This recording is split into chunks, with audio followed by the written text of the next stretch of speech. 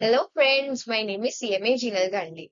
In this video, I have covered CMA final CFR subject in which my main emphasis is on 8.4 which is GASAP, Government Accounting Standard Advisory Board.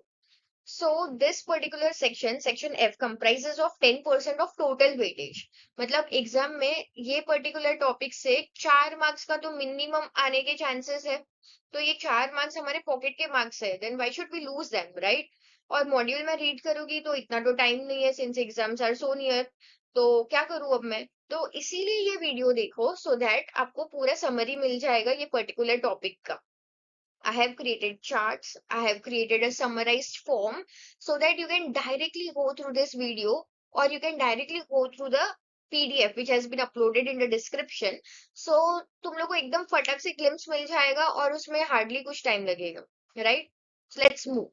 GASAP, government accounting standard advisory board. याद रखना है क्योंकि ये एक बार filling the blanks में आया था, I mean MCQ में आया था कि what is the full form of GASAP, government accounting standard advisory board.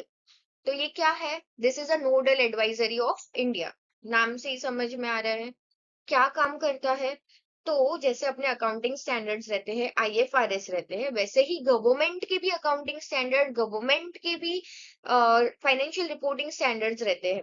तो उसको वो इम्प्रूव करने का ट्राई करता है. क्यों करता है? So that it becomes more transparent. और जो आज का जैसा अभी चल रहा है, जैसे एआई है और बहुत सारी चीजें आई है, तो उससे एकदम अप टू डेट रहना चाहिए सो दैट कोई भी हम लोग को लल्लू बना के ना जा सके, राइट? तो ये क्या करता है? इम्प्रूव करता है. किसने बनाया है इसको? तो कैग. कैग मतलब कौन?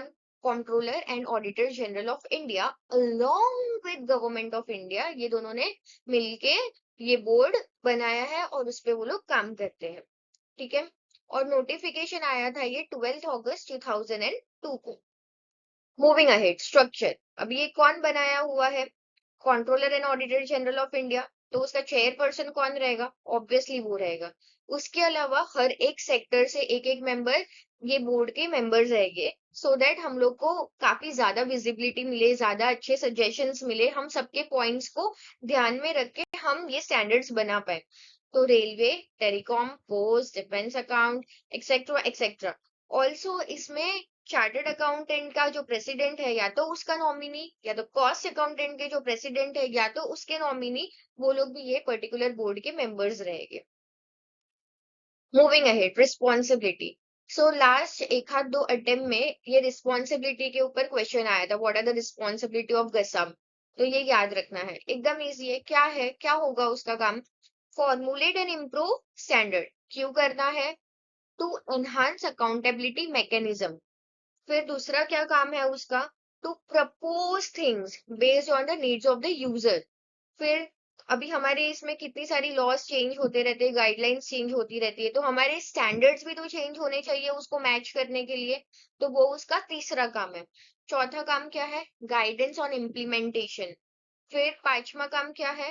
Consider significant areas where standard process can be set. फिर बाद में क्या है? इम्प्रूव करते रहो, इम्प्रूव करते रहो. अभी हमारे ये पर्टिकुलर मॉड्यूल में 6 IGAS है. उसमें से जो 1, 2 और 3 है वो अभी भी एप्लीकेबल है. जो बाकी के है 7, 9 और 10, वो गवर्नमेंट ऑफ इंडिया ने अभी तक अप्रूव नहीं की है, ये लोग ने सजेस्ट की है, लेकिन हमारे मॉड्यूल में ये कवर किया गया है तो हम लोग इसको पढ़ेंगे. ठीक है. अभी ये जो है IGAS 1, वो क्या है? Guarantees given by government, disclosure requirement. अभी गारंटीज तो हम लोग देते ही रहते हैं, तो गवर्नमेंट भी सेम वैसे ही गारंटीज देती रहती है. तो फर्स्ट पार्ट हम कवर करेंगे, इंट्रोडक्शन. मतलब ये क्या है? तो यूनियन और स्टेट गवर्नमेंट. पूरे IGAS के अंदर एक चीज याद रखना, यूजी मतलब यूनियन गवर्नमेंट, एसजी मतलब स्टेट गवर्नमेंट, यूटीज मतलब union territories with in legislative. Legislative मतलब जैसे अपना दिल्ली का जो एनसीआर है वो, या तो पौंडीचेरी, तो वो हमारे लेजिस्लेटिव के अंदर आता है. तो union territories only with legislative are cover in this particular IGAS. Actually सबके अंदर IGAS के अंदर सब union territory only with legislative are covered. ठीक है. अभी इंट्रोडक्शन के अंदर जो यूनियन और स्टेट गवर्नमेंट गारंटी देती है, क्या गारंटी देती है? कि हम लोग ने जो भी तुम्हारे पास से बोरोविंग्स ली है उसको हम पे करेंगे. इंटरेस्ट का हम लोग पेमेंट करेंगे, इतना तो साल में, इतना तो मिनिमम डिविडेंड देंगे। हम लोग ने जो भी मटेरियल तुम लोग से लिए है उसका भी पेमेंट टाइम टू टाइम करेंगे। तो ये सब की गारंटीज जो होती है वो। फिर उसके अलावा क्या, union government to RBI, financial institution and other banks, क्या होगा उसके अंदर, payment of principal and interest, cash credit facility, working capital needs, financing of seasonal operation like agriculture. ठीक है। फिर क्या आएगा, union government to give guarantee to what, hmm, railways, electricity, कि क्या तुम्हारे जो भी ड्यूज है वो हम लोग टाइम टू टाइम पे करेंगे। फिर क्या आता है, union government to give performance guarantee, मतलब ये तो भाई करेगा ही करेगा उसका कॉन्ट्रैक्ट फुलफिल, ये हम गारंटी देते हैं तो वो। फिर union government to give counter guarantee to bank for letter of credit. Letter of credit तो तुम सबको पता ही है, तुम लोग ने पढ़ा ही है, तो उसके लिए भी गारंटी। फिर government give guarantee on behalf of state government, union territories, central government, financial institution, and they take commission for that guarantee. Obviously free में तो नहीं करेंगे, कमीशन तो लेंगे, खाली ऐसे ही गारंटी देने के लिए थोड़ी बैठे हैं। फिर union government agrees to pay loan interest and commitment charges to whom, तो international financial institution, foreign lending agency, foreign government, contractors and consultants. ठीक है, तो ये उसका इंट्रोडक्शन हो गया। फिर आगे, what is the objective of this accounting standard, तो disclosure of guarantee in financial statement by union government, state government, union territory with in legislative. ठीक है। अभी इसका स्कोप क्या है, तो preparation and presentation of statement of guarantees in financial statements of government.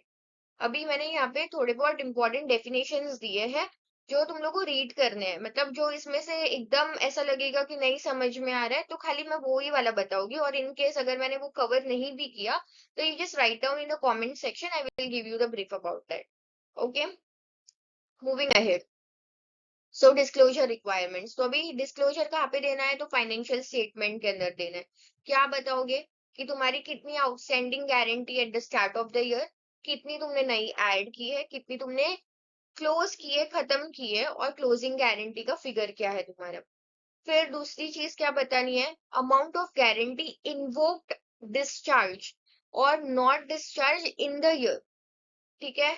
फिर third चीज क्या दिखानी है, डिटेल्स ऑफ गारंटी कमीशन या तो फीस, और उसमें से कितनी हम लोग ने रियलाइज की है। फिर बाद में और भी कोई मटेरियल डिटेल्स जो तुम लोग को लग रहा है कि बताना चाहिए पब्लिक इंटरेस्ट के लिए, तो वो भी तुम लोग को गारंटी के रिस्पेक्ट में बतानी है। फिर दूसरा डिस्क्लोजर, ये तो फाइनेंशियल स्टेटमेंट में बता दिया, अभी नोट्स टू अकाउंट्स में भी कुछ डिस्क्लोजर देना पड़ेगा। तो क्या क्या, डिटेल्स ऑफ ट्रैकिंग यूनिट और designated authority for guarantees in government, limit, अगर कोई है गारंटी की कोई लिमिट होती है कि तुम लोग 10 करोड़ तक की ही गारंटी दे सकते हो सबको मिला के, तो वो अगर कोई लिमिट सेट की गई है तो फिर वो कितनी है, वेदर गारंटी रिडिम्पशन और reserve fund exits and its detail, मतलब ओपनिंग, पेमेंट मेड और क्लोजिंग, वो वाला डिटेल्स देना है। Conversion in INR for foreign currency guarantee as on date, obviously हम अपने जो भी बुक्स है वो आईएनआर में ही रहते हैं, तो जो भी क्लोजिंग डेट पे है वो रेट से तुम लोग मल्टीप्लाई करके गारंटी एज ऑन डेट निकाल के देना है। Details concerning auto debit mechanism and structured payment arrangement if any. ठीक है, तो एक वो चीज भी हमें बतानी है। फिर whether the details of this guarantee has been specified in the budget or not, वो भी बताना है। ठीक है, तो ये हो गया हमारा डिस्क्लोजर। अभी आते हैं हम IGAS 2, which is what, accounting and classifications of government grants in aid। grants in aid मतलब क्या होता है, तुम लोग ने ये पढ़ा होगा, grants in aid का मतलब क्या है।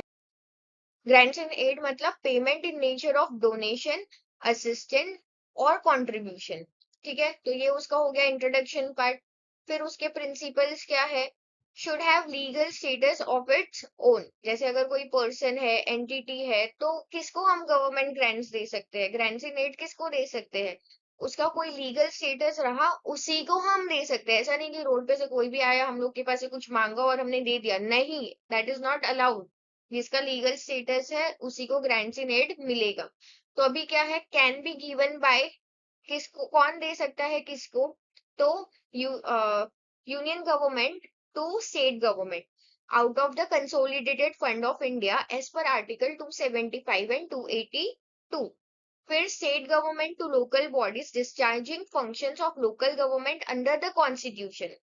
फिर UG to SG through pass through system to local agency. Pass through system मतलब पता है ना कि मैंने तुम लोग को दिया, मतलब अगर मैं यूजी हूँ और आप लोग अगर एसजी हो और मुझे देना है किसी और को, फॉर एग्जाम्पल मुझे थर्ड पर्सन को विच इज एक्स को देना है, तो अभी मैं डायरेक्टली एक्स को नहीं दूंगा, मैं तुम्हारे थ्रू उसको पास करवाऊंगा. मैं तुमको बोलूंगा मैं तुम्हें दे रहा हूँ लेकिन तुम उसको देना करके. ठीक है, that is pass through system.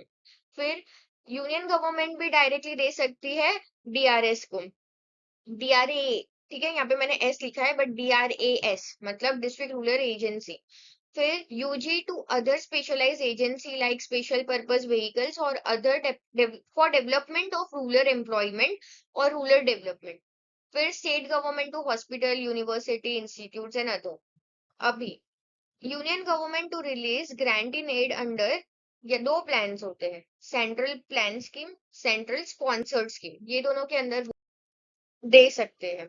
ठीक है, तो अभी सेंट्रल प्लान स्कीम मतलब क्या, ये पर्टिकुलर आइटम्स के लिए इतने फंड हम लोग ने रिजर्व करके रखे, ये हमारा पहले से ही प्लान था, that is central plan scheme. अभी सेकेंड है सेंट्रली स्पॉन्सर्ड स्कीम. अभी ये केस में है ना, पैसा जो है वो देगा सेंट्रल गवर्नमेंट, लेकिन एक्चुअली पैसा रिलीज कौन करेगा, तो वो स्टेट गवर्नमेंट. और ये दोनों का जो भी रेशियो है वो लोग आपस में मिलके डिसाइड करते हैं. What is the objective of this accounting standard? तो disclosure of grant in aid in the books of grantor जो दे रहा है, grantee जो ले रहा है. Scope. This applies to union government and state government. Should also include classification and disclosure of pass-through grants. मैंने आपको बता दिया है pass-through grants क्या है, तो वो भी इसके अंदर disclose करना है. फिर क्या है, रिकॉग्निशन इन द बुक्स. अगर ग्रांट हम लोग ने कैश के थ्रू दिया है तो ग्रांटर कब उसको रिकॉर्ड करेगा, जब उसने कैश डिसबर्स किया है. ग्रांटी कब रिकॉर्ड करेगा, जब उसको कैश मिला है. फिर दूसरा होता है काइंड. काइंड मतलब मैंने कोई सर्विसेज दे दी या फिर मैंने कुछ डोनेशन दे दिया, कपड़े वपड़े दे दिए, तो वो कब होगा, राशन जैसे कि है, तो फिर वो कब होगा ग्रांटर और ग्रांटी की बुक में, तो at the time received by grantee. So basically I just want to say कि जो राशन दुकान से हम लोग लेते हैं that is not a grant in aid, उसके लिए ग्रांटी को रिकॉर्ड करने की जरूरत नहीं होती, that is just an example, hypothetical example I have given you. What is the disclosure requirement? So Appendix 2 financial in the books of grantor disclose the amount of funds allocated by grantee to the capital if the grants has been dispersed for creation of capital asset. So this will help in what? Transparent accounts. अभी हम सबको पता है कि हमारा जो system of government of India है वो 3 टायर्स के अंदर है. ठीक है, तो one is what, union government at the apex, state in the middle, local bodies consisting of panchayati raj institution, urban local bodies at grassroots level. अभी इसका इफेक्टिव डेट क्या है, तो whatever financial statement on or after 1st April 2001 वो लोग ये particular as के अंदर कवर हो गए. Moving ahead, IGAS 3 loans and advances made by government. ठीक है, तो इसका स्कोप क्या है, applies to government accounts being maintained on cash basis. ये एकदम याद रखना, जो कैश बेसिस के ऊपर अकाउंट्स बनाते हैं वो गवर्नमेंट फर्म्स के लिए ये वैलिड है. Moving on to introduction. Government can give loan as per provision 2 of Article 293 of the Constitution. Union government can give loan to state government in the form of plan and non-plan assistance for development and non-development. Union government can give loan to foreign government, government companies and corporation, non-government institutions, local bodies. State government can give recoverable advances to government servants. जो तो हमें पता है ये सब लोग advance लेते हैं गवर्नमेंट से, तो फिर वो भी इसके अंदर कवर हो जाएगा. What is the objective? तो lay down norms for recognition, measurement, valuation and reporting of loans and advances. Ensure accurate, realistic and complete uniform accounting practices. Adequate disclosure with respect to best international practices. ठीक है, ये उसका objective है। Now you must be thinking मैं directly read कर रही हूँ, but मैंने ऑलरेडी इसको समराइज फॉर्म में ही लिखा है। तो मतलब अगर इसमें भी आपको फर्दर एक्सप्लेनेशन चाहिए, please write down in the comment section so that I will give you more brief on that one. अभी ये डेफिनेशन है, अगेन मैंने डेफिनेशन जो जो है, जो मुझे ऐसा लग रहा है इंपॉर्टेंट है और जो किसी को पता नहीं होगा, वो मैं कवर करूंगी। This is just for reference purpose, in case अगर कोई मेरा पीडीएफ डाउनलोड कर रहा है समराइज फॉर्म में। ठीक है, moving on to recognition. A loan shall be recognized by disbursing entity as an asset from the date the money is actually disbursed and not from the date of the sanction। मतलब ये तो तुम लोग को भी पता है, अगर जैसे हम लोग होम लोन लेते हैं तो हमारा जो इंटरेस्ट का पेमेंट है वो कब से स्टार्ट होता है, जब से तुमको सैंक्शन दिया तब से, कि डिसबर्स किया तब से? डिसबर्स किया तब से ना, ऑब्वियसली। तो फिर वो लोन भी तभी रिकॉग्नाइज होगी जब भी डिसबर्समेंट हुआ है। ठीक है, the loans converted into equity shall be treated as conversion and shall lead to the reduction in outstanding loan amount. Debt assumption due to invocations of guarantee shall be treated as disbursement of loan unless otherwise specified. अभी इसका measurement, historical cost measurement shall be the basis of accounting and reporting on loans and advances made by the government. As the last date of accounting period of financial statement, the carrying amount of the loan shall undergo revision on account of additional disbursement and repayments। जो भी opening closing purchases जो भी हुआ, वैसे करके closing का जो भी amount होगा वो तुम्हारे last date पे दिखना चाहिए financial statement में। अभी what is the effective date? तो जो भी financial statements covering periods on or after 1st April 2001 will be covered under this accounting standard. अभी disclosure in the books of union government and state government, क्या disclose करना है? carrying amount of the loan, opening, addition, right of repayments करके close है। फिर एक और additional column बनाना है जिसके अंदर हम लोग बताएंगे what are the interest in arrears which should not be added in the closing balance of the loan and this should be disclosed separately. फिर below summary of loans and advances to be inserted in the books of union government and state government। क्या? तो loan ही group wise details, sector wise details और कितना repayment इन, जो भी arrears है उसका कितना रीपेमेंट हुआ है। Both union government and state government should disclose details regarding fresh loans and advances made during the year under additional disclosure. Union government to disclose below details, detailed statement of loans and advances head wise। Repayment same जो हम लोग ने यहाँ पे देखा same वही है, खाली थोड़ा बहुत फर्क है। Repayment in arrears from state government और union territories under legislative, with in legislative. Repayment in arrears from other loanee entities. फिर बाद में state government to disclose below details under detail statement of loans and advances. ऊपर कौन था? Union government. नीचे कौन है? State government. Major and minor head wise details, जो ऊपर भी था खाली ऊपर मेजर था, यहाँ पे दोनों है मेजर और माइनर। फिर रिपेमेंट ऑफ अरियर्स, जो सेकेंड पॉइंट है वो सेम स्टेट गवर्नमेंट के लिए भी एप्लीकेबल है। ठीक है, मूविंग ऑन टू IGAS 7। अभी अब से जो हम accounting standard, government accounting standards पढ़ेंगे, मतलब 7, 9 और 10, ये रिकमेंड कर दिया है कैग ने, लेकिन गवर्नमेंट ऑफ इंडिया ने अभी तक उसको अप्रूव नहीं किया है। तो इसकी जो भी इफेक्टिव डेट रहेगी सब 7, 9 और 10 के अंदर, वो कैसी रहेगी? जब भी गवर्नमेंट ऑफ इंडिया इसको अप्रूव करेगी और नोटिफिकेशन आएगा, उस डेट से लेके जो 1 अप्रैल का जो डेट आएगा उसके बाद से वो एप्लीकेबल होगा। ठीक है, अभी ये क्या बोलता है? Books to be maintain in Indian currency for all financial statement of government. ठीक है, INR के अंदर ही मेंटेन होना चाहिए। Exchange rate on the date of transaction to be consider while dealing with foreign government और entities. In case of foreign currency loans of various projects, particularly World Bank, there are different processes of reimbursement. Reimbursement through special account. Special account मतलब एक dedicated account बना के रखते हैं government, तो उसके अंदर ही डिसबर्समेंट होती है और उधर से बाद में ये लोग आगे का पेमेंट करते हैं।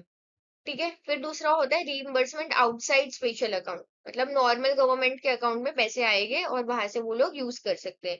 डायरेक्ट पेमेंट और ये रीइंबर्समेंट है, हाँ याद रखना, दोनों ऊपर के थे वो रीइंबर्समेंट थे। वो लोग पहले पेमेंट करेंगे फिर बाद में वो लोग जो बिल्स और बैकअप्स होगा वो सबमिट करेंगे और उनके अकाउंट में फिर पैसे आएंगे, ठीक है।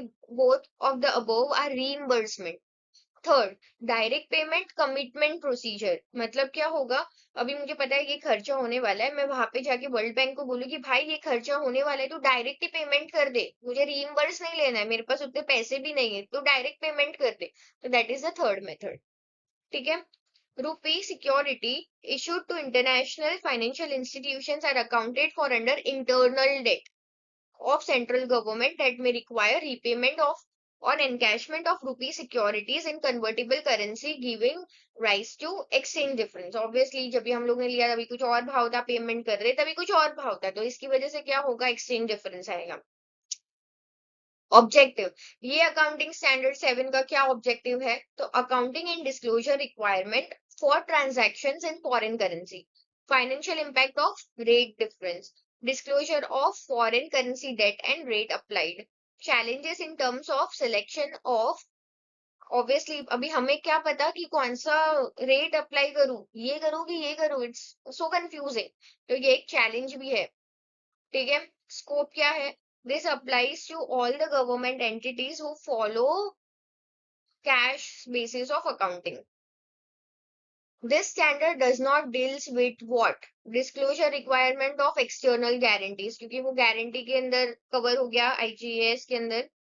अभी फॉरेन करेंसी रिजर्व, उसके लिए भी, क्योंकि वो फॉरेन करेंसी रिजर्व है ना, उसको हम लोग यूज करके ट्रेड नहीं कर रहे, ऑपरेशन के खर्चे या तो कोई और कैपिटल एक्सपेंडिचर नहीं कर रहे, वो रिजर्व है जो आरबीआई के पास पड़ा हुआ रहता है, तो ये अकाउंटिंग स्टैंडर्ड उससे भी डील नहीं करता है। अभी इंपॉर्टेंट डेफिनेशन, अभी इसमें मुझे एक इंपॉर्टेंट डेफिनेशन लगा तो मैंने यहाँ पे लिखा है, क्रॉस कंट्री स्वैप अग्रीमेंट। मतलब क्या होता है, मुझे चाहिए पाउंड्स, आपके पास पाउंड्स है, आपको चाहिए आईएनआर, तो क्या करूंगी, स्वैप करूंगी। मैंने ये एग्जांपल दिया है। Eight the start, A India का जो पार्टी है उसको यूएस डॉलर चाहिए, बी जो यूएसए का है उसको इंडियन रुपीज चाहिए, तो हम लोग क्या अग्रीमेंट करेंगे, मैं आपको 100 करोड़ रुपए दूंगी, आप मुझे 12 मिलियन देना, ठीक है। तो ऐसे करके हम अग्रीमेंट करते हैं। फिर स्पेशल ड्रॉइंग राइट, ये भी एक डेफिनेशन है, it is like a backup wallet of international money that can be converted into major currency wherever a country is short of foreign exchange reserves, ठीक है। तो मतलब क्या होता है, वो एसडीआर या ऐसे उसको बोलते हैं, तो उसको हम लोग है ना रख के पैसे ले सकते हैं। अभी मुझे किसी को पेमेंट करना है से यूरो के अंदर में, लेकिन मेरे पास यूरो नहीं है, मेरे पास एसडीआर है, तो मैं क्या करूंगी, मैं ये रखूंगी, यूरो लूंगी और उसको पेमेंट करूंगी, तो वो होता है एसडीआर, स्पेशल ड्रॉइंग राइट।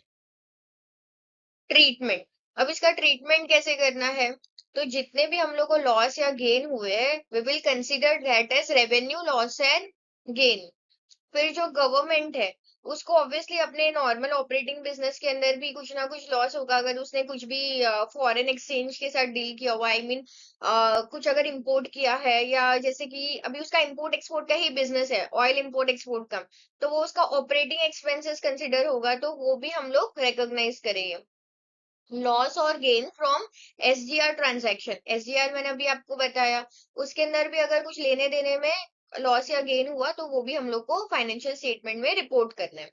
अभी डिस्क्लोजर, क्या क्या डिस्क्लोजर देना है, loan outstanding on historical cost at the start and the end of the year, loans outstanding on closing rate at the start और the end of the year, loans outstanding in foreign currency unit at start and the end of the year, additions during the year in foreign currency terms and in INR along with जो भी rate apply हुआ है वो, discharge during the year, units के अंदर, historical chords के अंदर और करंट का जो भी रेट है उसके अंदर, लॉस और gain in foreign exchange rate deviation, amount outstanding in historical cost and closing rate at the end of the year, interest paid on external debt and closing rate applicable, ठीक है।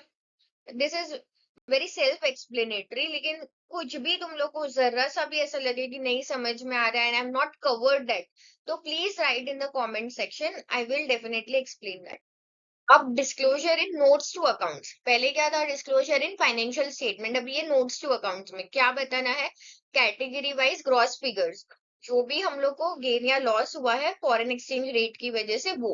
Separate details for capital and revenue head transactions, capital और revenue का अलग अलग हम लोग को details देना है यही फॉर्मेट में।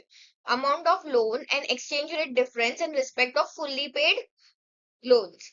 अमाउंट ऑफ लॉस और gains in cross currency swap agreement. Cross currency भी मैंने आपको बताया क्या है, तो उसके अंदर इसका इफेक्टिव डेट क्या होगा वो मैंने स्टार्टिंग में ही बता दिया था। Since it is not yet approved by government of India, it will be effective from period commencing from 1 April subsequent to the date of notification। अगर आज नोटिफिकेशन आया है तो नेक्स्ट ईयर जो 1 April है वहां से वो एप्लीकेबल होगा। ठीक है, moving ahead. IGAS 9 Government Investment in Equity Introduction. This standard covers the investment made by union government, state government, union territory within legislative in government companies, statutory corporation, etc. This include investment in terms of share capital, conversion of outstanding loan into equity, dividends into equity. अभी equity का मतलब हम लोग को पता है एकदम easily, क्योंकि हम लोग फाइनल में है अभी। तो हम लोग अगर सपोज मैंने ना डेट के अंदर पैसा इन्वेस्ट किया, तो वो इंक्लूड होगा क्या? होगा क्या? वो डेट ही है ना, होना ही चाहिए। नहीं होगा क्या? नहीं होगा, क्योंकि वो डेट है। अगर मैंने किसी को लोन पे कैपिटल दिया है तो वो भी इसमें इंक्लूड नहीं होगा। अगर मेरा जो डिविडेंड है वो आने वाला है लेकिन फिर मैं नहीं आया और मैं बोल रही हूँ उसको इक्विटी में कन्वर्ट कर देते हैं, तो वो जो है वो इसमें इंक्लूड होगा। अगर मेरा कोई आउटस्टैंडिंग लोन है, वो पे नहीं कर पा रहा है, वो बोल रहा है अरे मेरे पास नहीं है पैसे बट तुझे चाहिए तो मैं मेरी कंपनी का इक्विटी थोड़ा परसेंटेज दे देता हूँ, तो वो इसमें कवर होगा। शेयर कैपिटल तो नॉर्मल है, वो तो ऑब्वियसली कवर होगा। ठीक है, ऑब्जेक्टिव क्या है? Lay down the norms for recognition, measurement and reporting of investment in financial statement. इसका स्कोप क्या है? वही जो भी कैश बेसिस पे अकाउंटिंग फॉलो करते हैं गवर्नमेंट इंस्टीट्यूट या जो भी गवर्नमेंट, वो ये स्कोप के अंदर इंक्लूड हो गए। Recognition, investment should recognize as an asset. कब से होगा? From the date on which details are entered in the book of entity. अगर मैं कंपनी हूँ, मैंने आज से लिखा कि भाई तुम लोग को आज शेयर मिलेगा, तुम गवर्नमेंट हो, तो आज से वो रिकॉग्नाइज होगा as an asset in your books. In case of outstanding loan या तो अनडिस्ट्रीब्यूटेड डिविडेंड्स जो इक्विटी के अंदर कन्वर्ट कर रहे हैं, तो उसका रिकॉग्निशन कब करेंगे हम लोग? तो जब भी वो कन्वर्ट करते हैं ना, उस दिन कन्वर्जन डेट जब कन्वर्ट करके मैं मेरी बुक में लिखूंगी, तभी तुम तुम्हारी बुक में बताओगे, you as a government and I being a company. Measurement, अभी इसका मेजरमेंट कैसा करना है? अगर पेमेंट हम लोग ने कैश किया, कैश मतलब रोकड़ा नहीं होता है, हाँ प्लीज समझना मत, रोकड़ा नहीं है ये। कैश मतलब अकाउंट ट्रांसफर भी हो सकता है। ठीक है, तो payment is made by cash, तो फिर जब मैंने कैश पेमेंट किया उस दिन, वो दिन का कॉस्ट। बोनस है, अभी ये तो मुझे एक्स्ट्रा शेयर मिल गए, मेरे पास 2 शेयर्स थे उसके बदले 4 शेयर मिल गए, तो जो 2 एक्स्ट्रा शेयर्स मिले हैं तो उसका तो कुछ पैसा देना ही नहीं पड़ा, तो उसका अमाउंट 0 हम लोग रिकॉर्ड करेंगे। अगर मैंने जो इक्विटी के अंदर पार्ट लिया वो अगर मैंने लैंड और ये सब दे के लिया, तो फिर जो face value of equity share है मेरे बुक्स के अंदर, वो अमाउंट रिकॉर्ड होगा। डिविडेंड री इन्वेस्ट किया मैंने, तो जो अमाउंट ऑफ डिविडेंड है that will be my amount of recording. Conversion of loan, तो लोन और इंटरेस्ट का अमाउंट है, that will be my recording amount. Total investment value will be determined from recognized stock exchange based on the last day of financial year. अगर आज 31 मार्च है तो आज के दिन जो भी मेरे एनएससी या बीएससी के ऊपर जो भाव चलेगा, वो ही स्टॉक का भाव मैं यहाँ पे लिखूंगी मेरा फाइनेंशियल स्टेटमेंट डिटरमाइन करने को। Understood? Disclosure in financial statement, क्या क्या डिस्क्लोज करना है? इन्वेस्टमेंट का amount, beginning, addition, disinvestment, write off, retirement, transfer, और क्लोजिंग मेरा क्या होगा वो। अमाउंट ऑफ डिविडेंड रिसीव्ड, अभी हम लोग ने इक्विटी में इन्वेस्ट किया है तो कुछ मिलेगा, तो वो भी हम लोग को रेवेन्यू की तरह रिकॉर्ड करना है। Detail investee entity wise statement of investment, फिर दूसरा ही वैसे ही जो भी हम लोग disinvestment, transfer, write off, retirement किया है उसका भी सेम इन्वेस्टी एंटिटी वाइज। बाद में summary of investment, investee group wise, अभी ज्वाइंट स्टॉक के मैंने 3-4 कंपनी के अंदर है, स्टैट कॉर्पोरेटिव बैंक्स के 3-4 के अंदर है, तो मुझे वो ग्रुप वाइज बताना है इन्वेस्टमेंट का summary. additional disclosure in notes to accounts, not in financial statement, notes to account for investee entities who has not submitted accounts and or have suffered loss during 3 consecutive years. ठीक है, उसका disclosure देना है हमें notes to accounts में. Effective date same, ये अभी तक अप्रूव नहीं है तो क्या होगा 1 April from the date of notification. अभी IGAS 10 ये लास्ट है.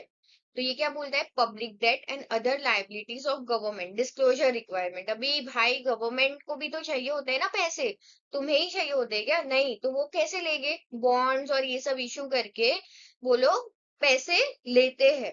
तो इसका introduction is what, when the government needs money it can borrow by issuing securities like bond that are backed by consolidated fund of India within such limit as may be fixed by parliament. ठीक है, एकदम self explanatory explanation है इसका. Objective क्या है, lay down the principle for identification, measurement and disclosure of public debt and obligation of union government, state government, union territory within legislative in their financial statements. What is the scope? This apply to financial statement prepared by union government, state government, union territory within legislative. Does not include what, अगर तुम guarantee देते हो या तुम्हारी liability fix नहीं है, contingent liability है या तो नॉन बाइंडिंग अश्योरेंस है, तो वो सब के लिए ये पर्टिकुलर IGAS अप्लाई नहीं होगा क्योंकि ये डेट है, प्रॉपर डेट है, उसके लिए ही खाली ये एप्लीकेबल है.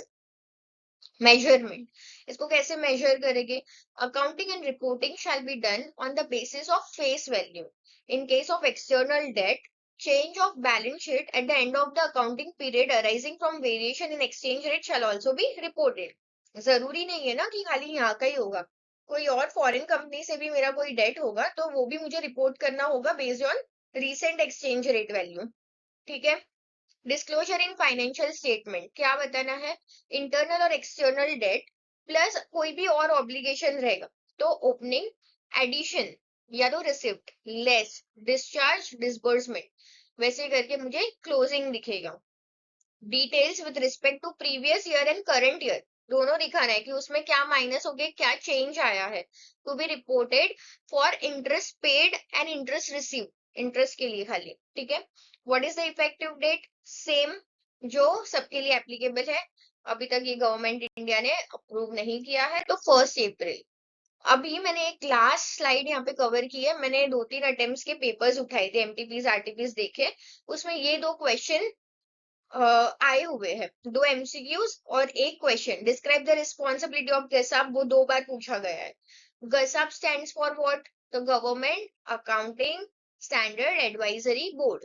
फिर दूसरा MCQ क्या आया हुआ है, which of the following is not a general principle of government accounting. तो क्या है, reporting of utilization of funds, expenditure are classified under sectors, major heads, minor heads, subheads and detailed books of accounts, budget based single entry system. ठीक है, तो ये वाला जो है वो भी 2 बार पूछा गया है. तो we need to make sure कि एकदम छोटा सा टॉपिक है, इसमें ज्यादा टाइम भी नहीं लगता है, लिटरली बोलू ना पढ़ने में, तो we need to cover this. तो तुम्हारे जो 4-5 मार्क्स है एकदम पॉकेट के मार्क्स है वो हम लोग को लेने ही लेने. ठीक है, so thank you so much for watching my video and stay tuned, subscribe my channel so that you can see more videos. I will be uploading more very soon. मुझे ना actually I'm also a CMA, also one of my friend is doing CMA, तो उसने मुझे recommend किया कि CFR के बहुत कम videos है तो why not make one so that मुझ जैसे काफी सारे students को help होगी, which is why I am making this video. So thank you so much for watching, stay connected, bye.